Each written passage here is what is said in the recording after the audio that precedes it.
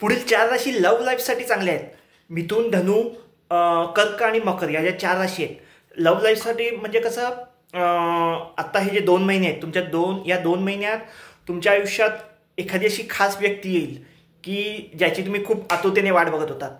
किंवा असं होईल की ती व्यक्ती तुमच्या आयुष्यात आहे. एखादा जवळचा मित्र, खूप दिवस तुम्ही बोलताय, खूप वर्ष बोलताय, किंवा एखादी जवळची मैत्रीण आहे, खूप दिवस बोलताय, खूप वर्ष बोलताय, पण एकमेकांना विचारण्याची, एकमेकांना प्रपोज करण्याची ती वेळ येत नव्हती.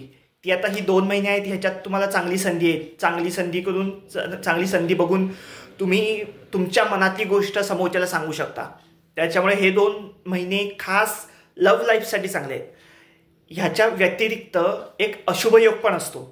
तो कसा माहिती आहे काय, की नवरा बायको आहेत, त्यांचा संसार छानपैकी चालू आहे, पण नवऱ्याच्या किंवा बायकोच्या कुंडलीमध्ये असे काही अशुभ योग असतात की त्यांच्या आयुष्यात ह्या काळामध्ये एखादी तिसरी व्यक्ती एंटर करते आणि त्या दोघांचा संसार काही काळापुरता विस्कळीत होतो. म्हणजे मानसिक त्रास होतो थोडासा.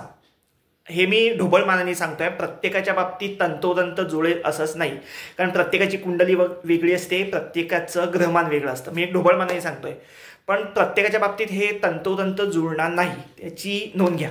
बाकी सगळं छान होईल. All the best.